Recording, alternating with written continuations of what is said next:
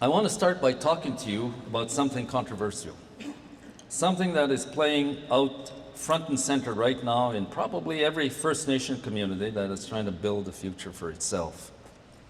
This issue touches on the past because in it forces us to examine our beliefs about what it meant and means to be a First Nation person in Canada, what it means to be an Indian in Canada.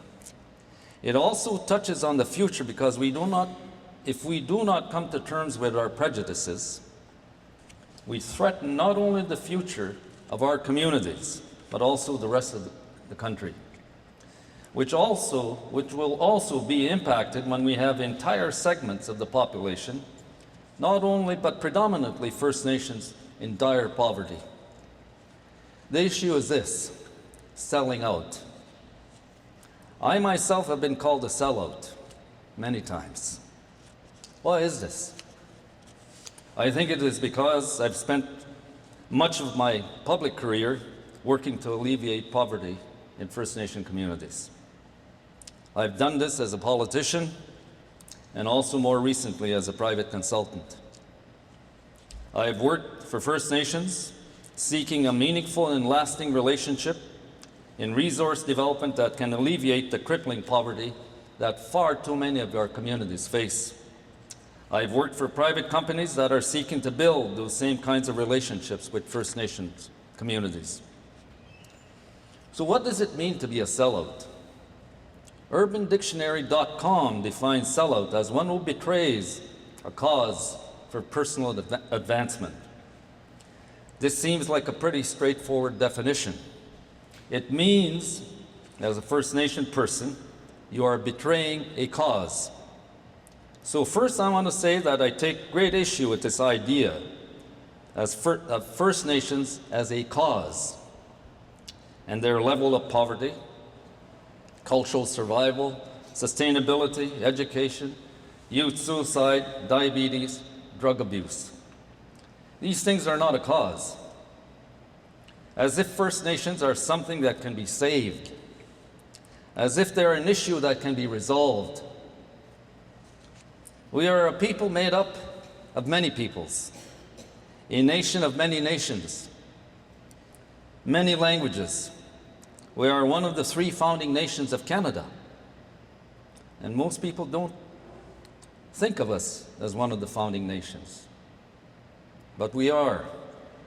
We are families, grandparents, mothers and fathers, business people and educators, doctors and lawyers, judges, and yes, welfare recipients. However, we are also sometimes in pain, often flawed, as I am as an individual, and trying to build a meaningful and fulfilling life, probably much like every single person in this room. We are diverse, and we choose our paths as individuals and as nations. We have a history in this country that is many thousands of years old. We are of this land and have seen its many changing faces over millennia and hundreds of generations. We are not a cause. And there is no one right way. There is no one right way. I want to underline that. I want to emphasize that. In the past, we talked about addressing the Indian problem. This idea of a cause is reminiscent of that old, tired, and racist conversation. When the Canadian government was talking about addressing the Indian problem, this was around the time of the most devastating impacts on our communities. We know this story well, and I believe most of us are in agreement that it is a shameful part of Canada's history. The history of Canada and its relationships with our people is about denial. Denial of language, denial of rights as parents and children, denial of sexual reproduction rights, education denial, denial of ceremony and traditions. Indeed, it was about the denial of entire peoples, of nations. In 1958, We numbered only 220,000 in Canada.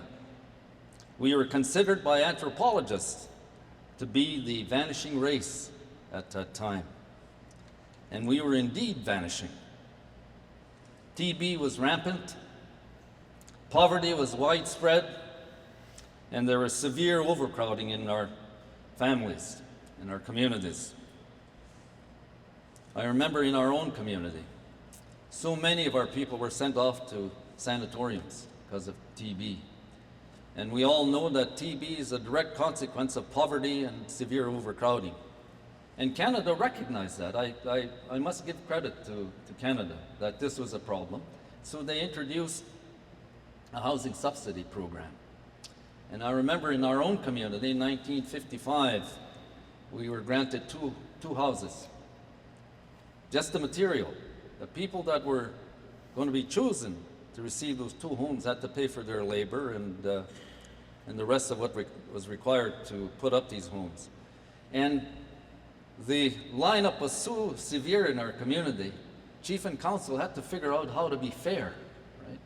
And so all of the people that needed a home in our reserve, their names were put in a hat. And so two names were drawn out of the hat. Mrs. Henderson and our late brother, Bert and I, Walter. Yeah. So they paid for the house to be put up, two houses in Saguin. But that's the way it was, not just in my community, not just in our community, but in every First Nation community in the country. So this subsidy program is a recent history, really. The history of Canada is also one of the political exclusion of our people. Denial of the right to vote is the most obvious and direct example, but ignoring our legal rights was another more insidious method. Denying the treaties through delaying the transfer of treaty land to our people is economically and culturally debilitating. It keeps our people in a dependent position, unable to build competitive economies. Is that what Canadians want? Weak and dependent First Nations people? Are Canadians trying to avoid empowering our people? I cannot believe this to be the case. I know no one that is deliberately trying to do that yet, and I say this very carefully and cautiously. I know no one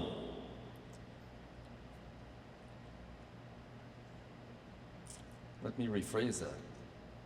Yet, we still see our governments that continue to delay in righting this historic wrong. In this province alone, hundreds of thousands of acres of treaty land still remain outstanding to many First Nations. This is simply unacceptable. We have been fighting this fight for a very long time.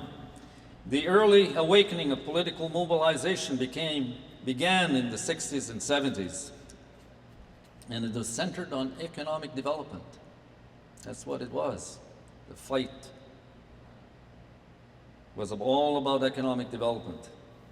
A belief that First Nations could do it for themselves. And there weren't many of us at that time.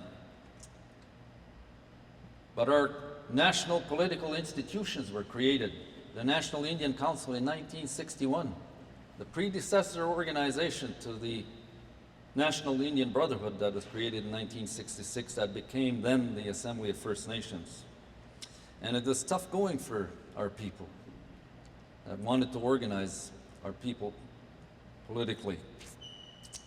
Our successes were hard fought, but it eventually resulted in very important progress and legal cases like Calder, Guerin, and others that began to articulate the existence, nature, and scope of Aboriginal rights in Canada.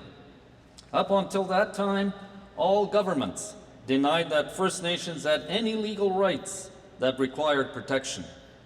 They could be eliminated at will by any government. But then came the constitutional protection of our rights in 1982 through Section 35.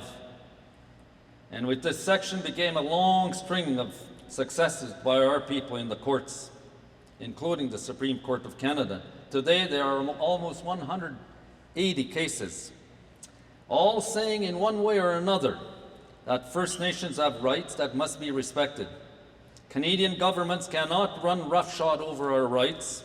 Section 35 recognizes First Nations, Métis, and Inuit rights, and the courts have since mandated that all governments must consult with Aboriginal peoples before they make any decision that might impact on our rights.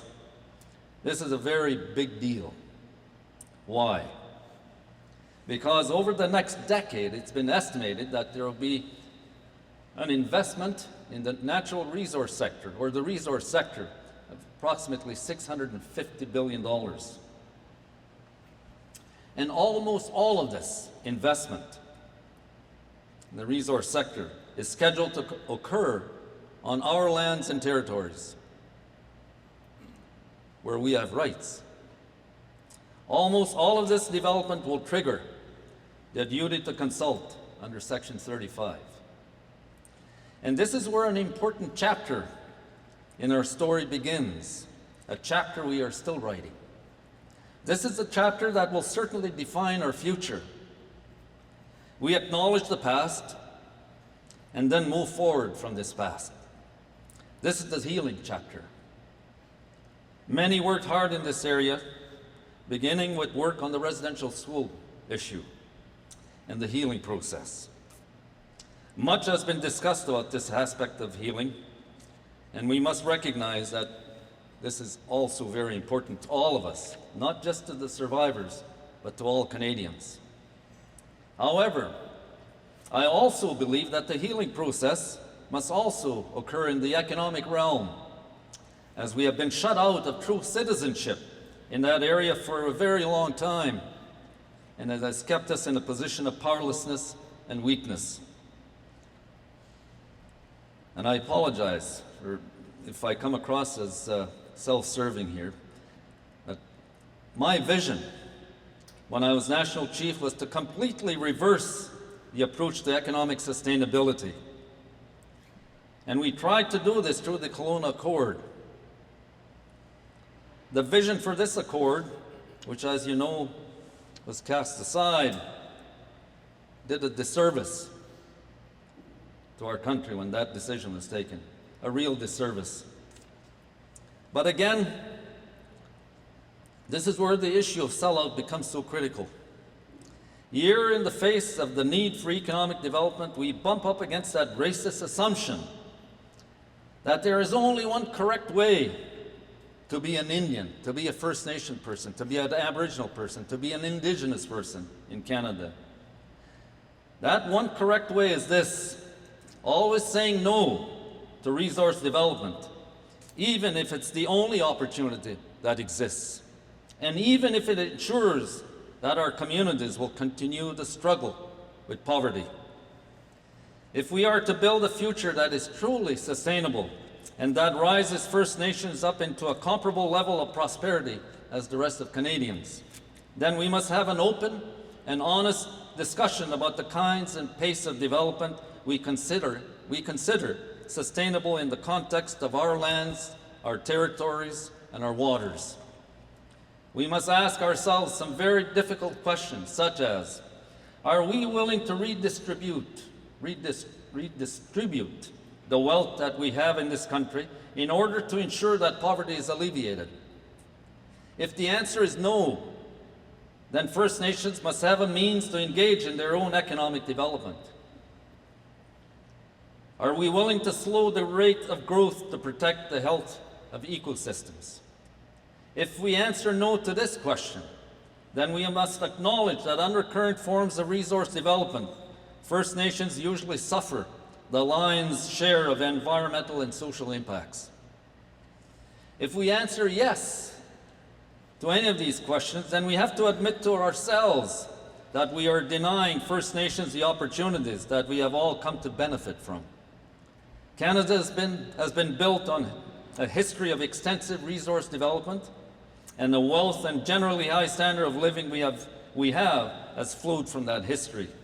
All of these lands were First Nations lands at one point, and many of them are still subject to treaty and Aboriginal rights. And yet now, many First Nations are being told if they try to engage in this kind of activity, no matter how careful or well-planned, that they are selling out. This is a form of racism. And I see it in many well-intentioned people. The issue is that often these people do not live themselves in impoverished First Nation communities.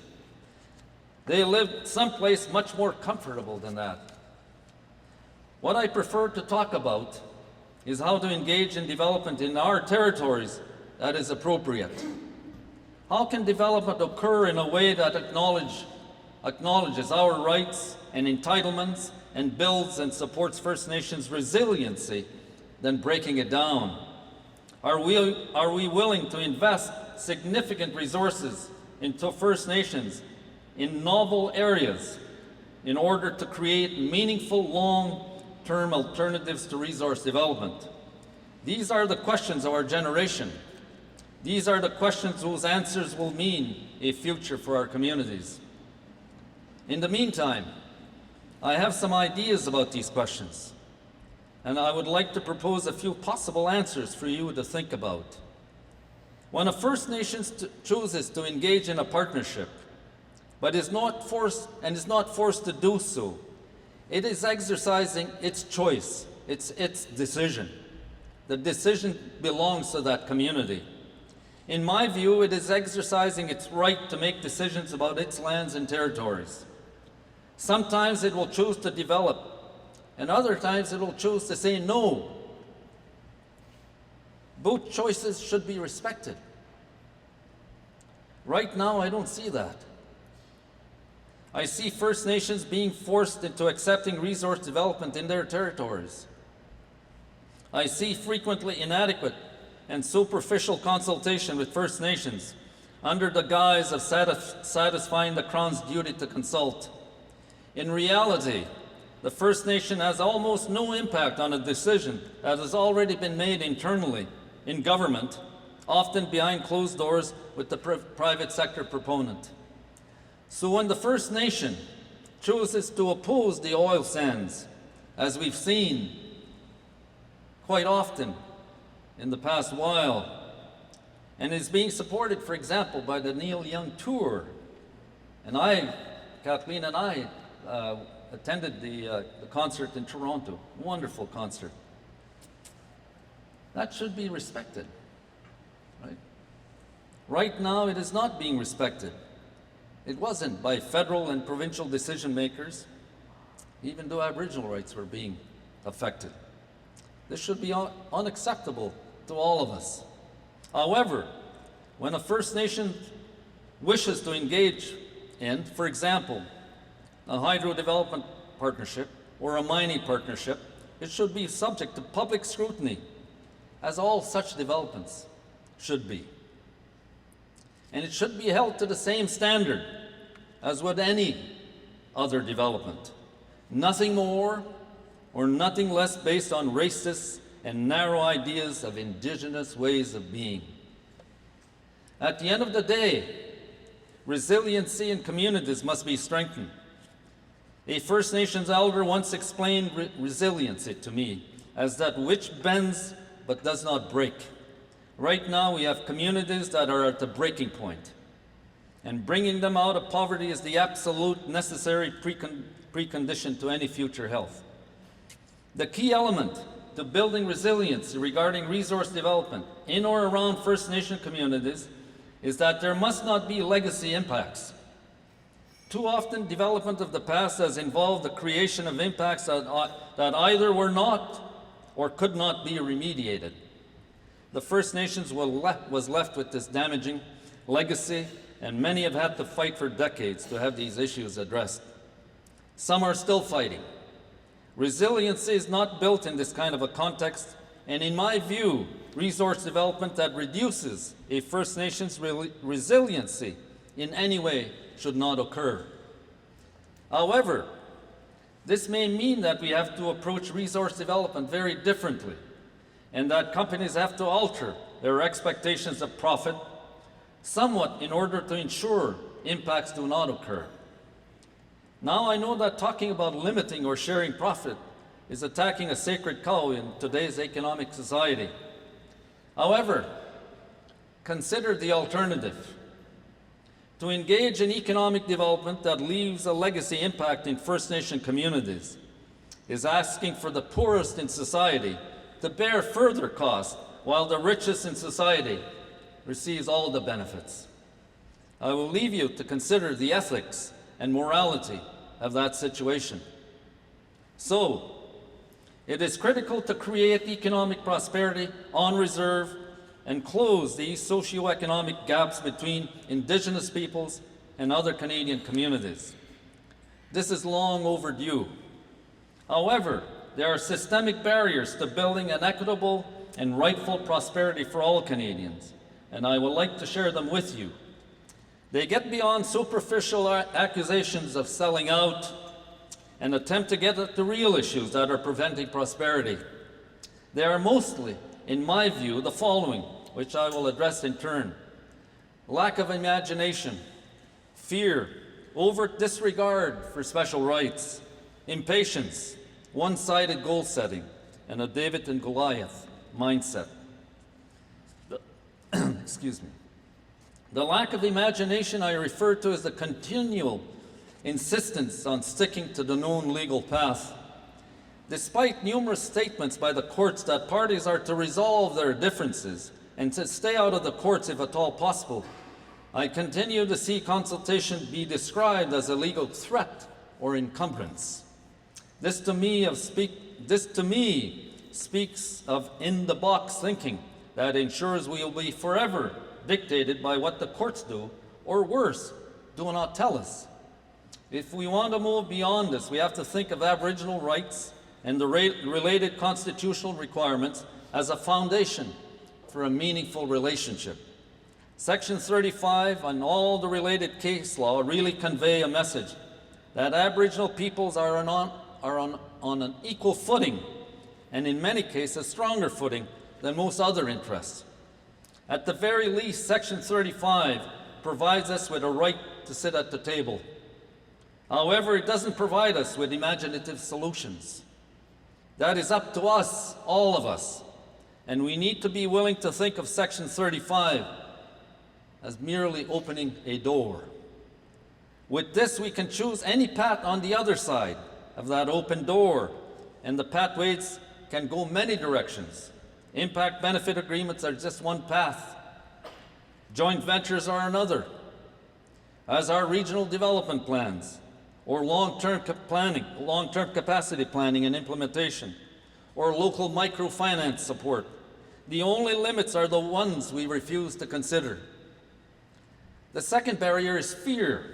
When I talk about fear, what I'm referring to is the unwillingness to learn about the priorities and needs and wishes of our people and our communities.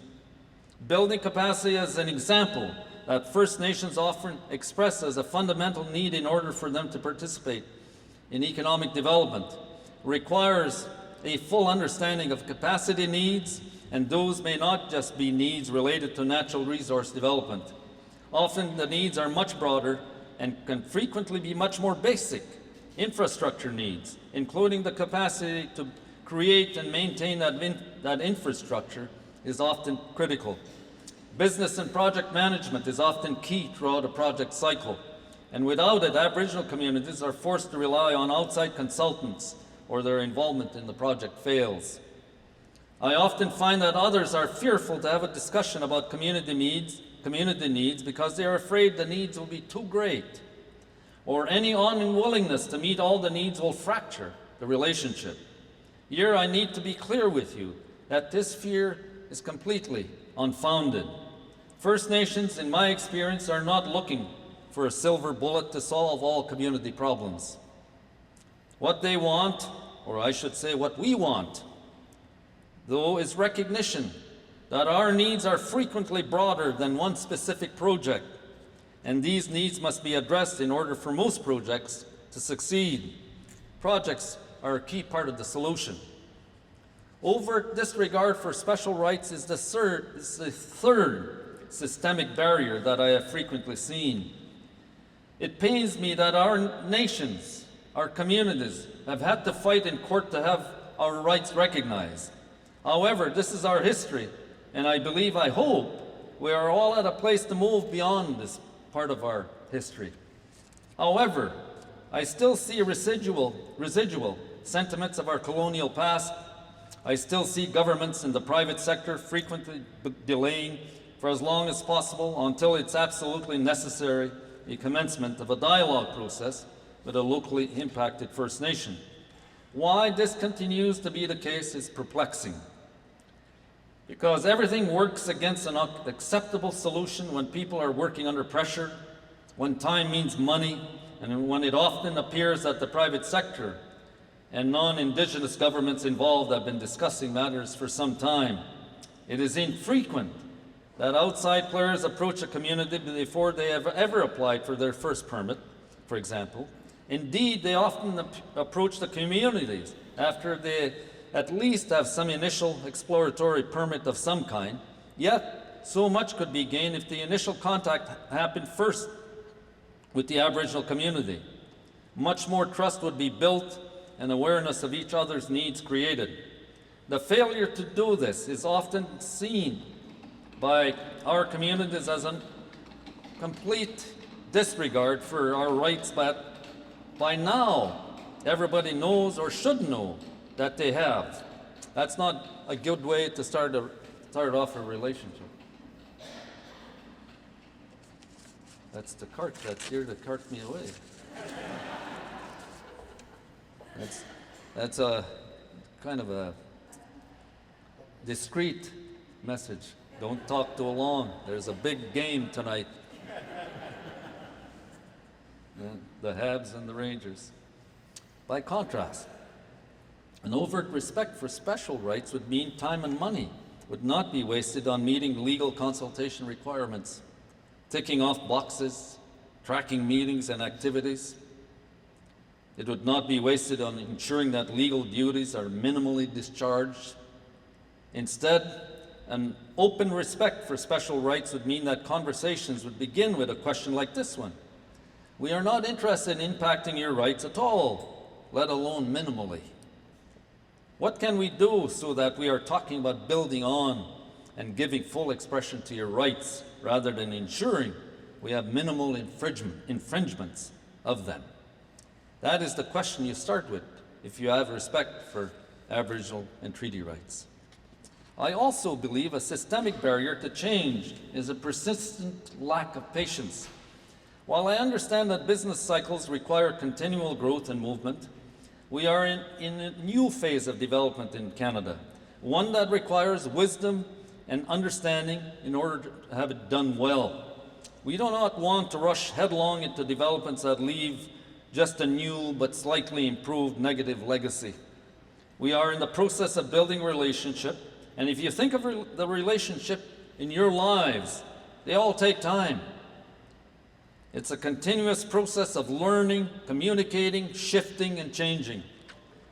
And our communities are, in many cases, in the process of recovery from colonization. The impacts of the last 500 years have been simply devastating, and many communities are in the process of rebuilding their communities, their places.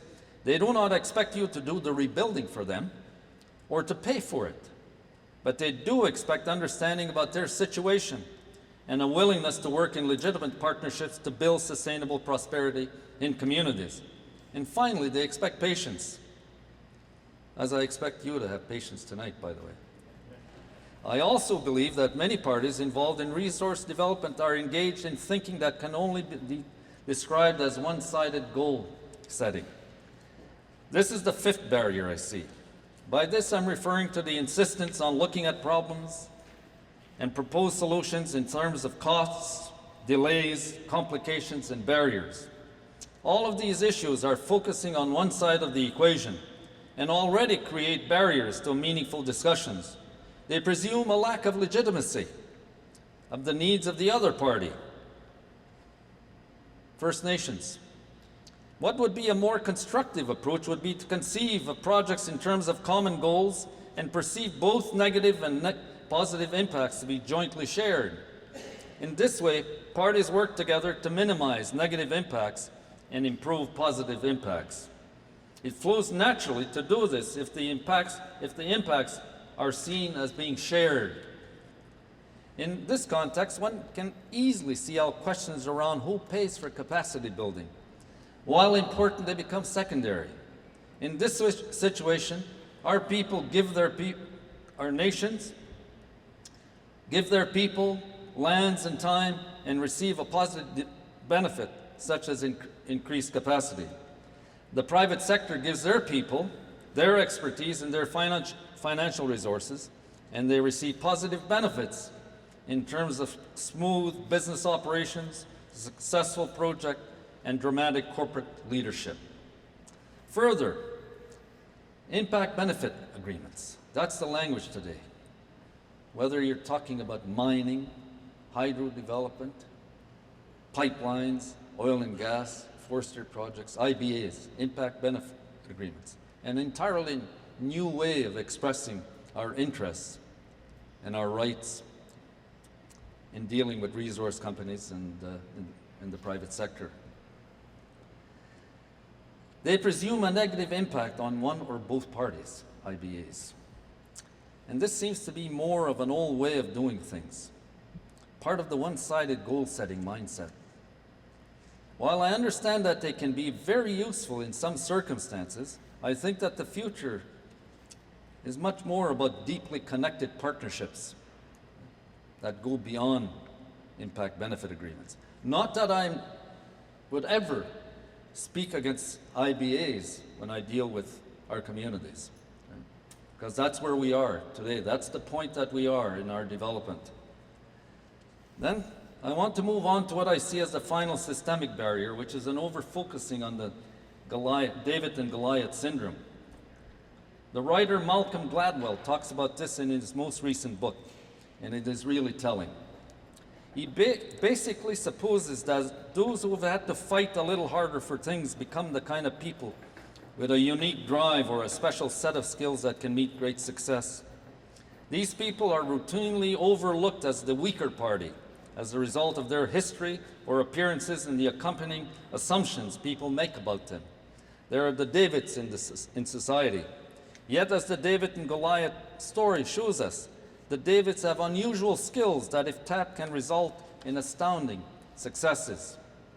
For example, the Aboriginal peoples here in Canada have the highest rate of small business startup.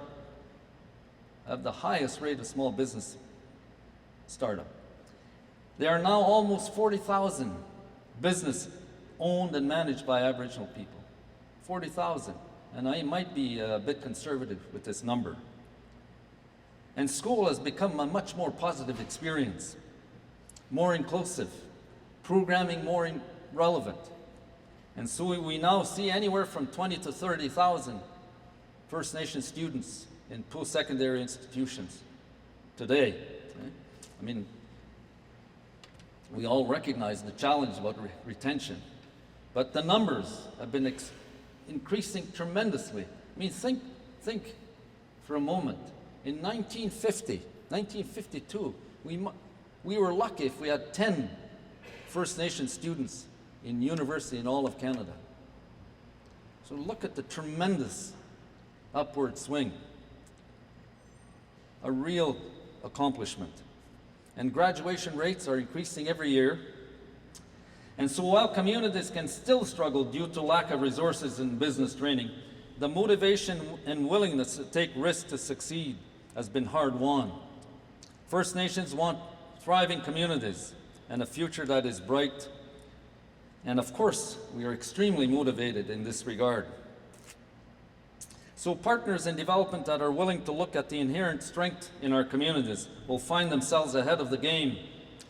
Build on the David-like nature within Aboriginal communities, our inherent resiliency, and you will have tapped into something most have yet to recognize. It will give you a real advantage. I would like to end with a final thought focusing on one major legal challenge that has and threatens to continue to shape consultation.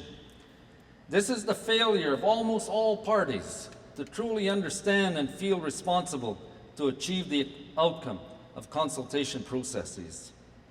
The courts have made it very clear that the final outcome of consultation and accommodation of Aboriginal interests must be reconciliation. The courts have left that undefined, and so it's entirely up to us and the proponents of resource development and governments to figure out what this means to all of the diverse interests of this country.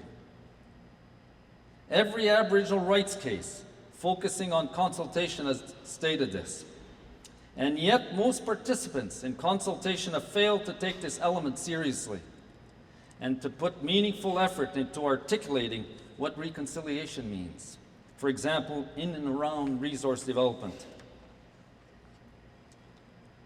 So, we have some challenges, but we have a good foundation to work from.